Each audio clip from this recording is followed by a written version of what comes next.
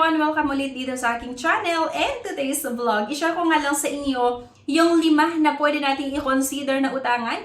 Napaka-legit, 100% legit, napakababa yung interest, and medyo malaki yung ino-offer na loan amount at mahaba din po yung loan terms. So, sana mapanood nyo yung buong video na ito para kung sakali na naghahanap kayo ng legit na pwedeng mautangan online, pwede nyo i-consider nga yung mga pautangan na ito. Pero bago ang lahat, kung ngayon ka nga lang dito sa aking channel, meron nga po akong good news kasi every Saturday, namimili po ako ng 3 na mabibigyan natin ng cash at every 25th of the month, nagpapag-giveaways nga din po ako ng cellphone. So, ang kailangan nyo lang gawin, i-comment kung ano yung napanood mo, i-like yung video, i-share, at huwag kalimutan na mag-subscribe para maging updated ka sa iba't ibang mga videos na ina-upload natin at syempre sa announcement ng ating cash and cellphone giveaways. So, let's get back to the topic mga beshies, and syempre, eto number 1 talaga na nire-recommend ko at halos napakarami na rin yung nagre-recommend sa app na ito, itong GCash app. So by the way, ang GCash mga beshies, may 4 na klaseng loan na ino-offer.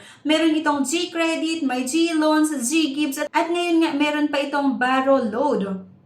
So, ang isa sa maganda dito mga beshies ay napakabilis din talaga yung pag-process nga nito ng ating loan application once na pwede ka naman talaga na makahiram dito or na-unlock mo nga itong iba't ibang klaseng loan na ino-offer ng GCash.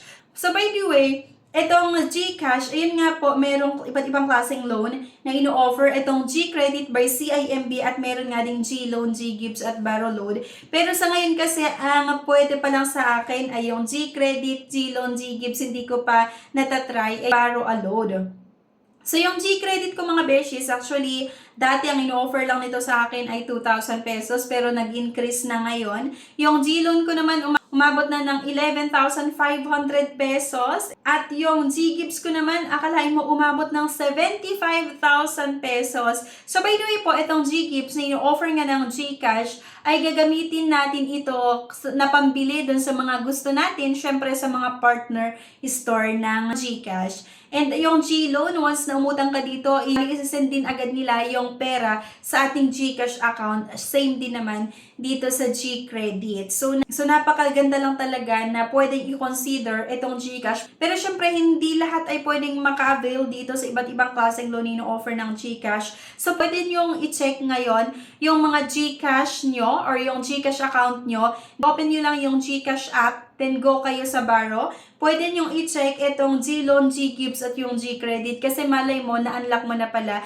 pwede ka na palang umutang. Mahaba din po yung loan terms na i-offer nito, and sa katunayan, nung sumubok ako nung umutang dito sa G-Loan ng 10,000 pesos, nag-offer sa akin ng 6 months na loan terms. Kaya diba, napakaganda lang talaga i-try na utangan. At number 2 mga beshies, na isa sa mga nire-recommend ko na pwede nating mautangan online, syempre, ay yung Tala. So, alam nyo ba itong Tala app mga beshies ay nag-offer hanggang 2 months na loan terms na kung i-compare natin doon sa iba't ibang mga OLAs or yung mga loan shark na makikita sa Google Play Store, sa App Store, ay diba halos 7 days lang, 10 days, 14 days yung ino-offer na loan terms, lalong-lalo kapag first time nyo na umutang.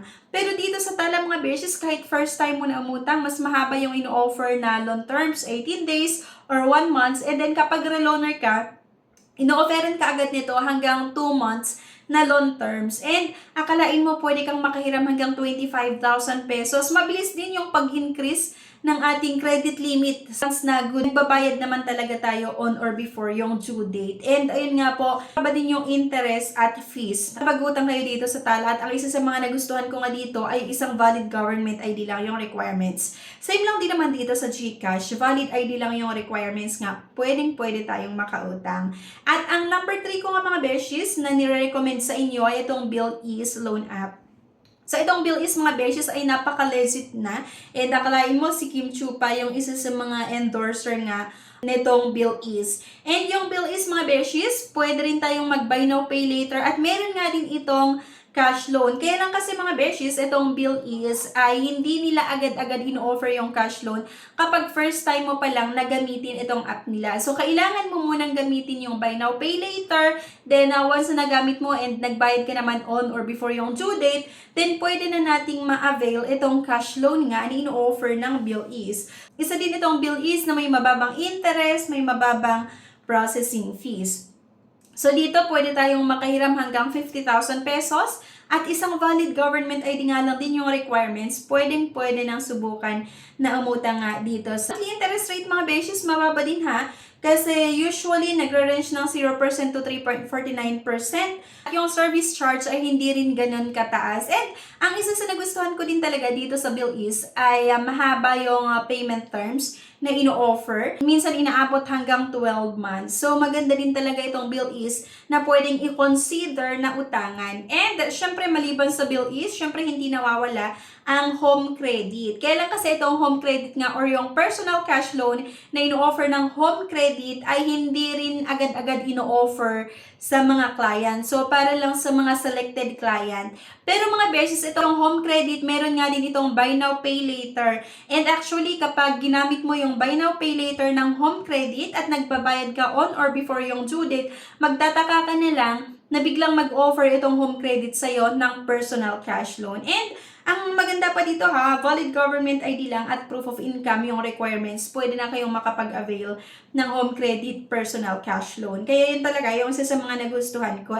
Para nga makahiram dito sa home credits, either buy now, pay later or cash loan, kapag nag-offer sa'yo, kailangan yung edad po ay 18 to 65 years old at syempre, Filipino citizen. Yung home credit app provide loans for any purpose. Users can get credit funds for business development, purchase a new smartphone, for paying trainings, repair a home or car, and meet any daily needs. So yun nga dito sa home credit, ito yung mga ID na tinatanggap, yung voter's ID, professional regulation or PRC ID, and yung driver's license, passport, postal ID, Philippine identification card, at yung unified multi-purpose ID or yung UMID ID. Yung secondary ID naman, pwede yung NBI clearance, barangay certificate, at yung phone bill. Okay? Sabi ko nga kanina, itong home credit, pwede kayong mag-buy now, pay later. At kapag naka-avail na kasi kayo ng buy now, pay later ng home credit, it's either kumuha ka ng cellphone or gadgets or home appliances, or kahit ano pa yung kinuha mo, diba?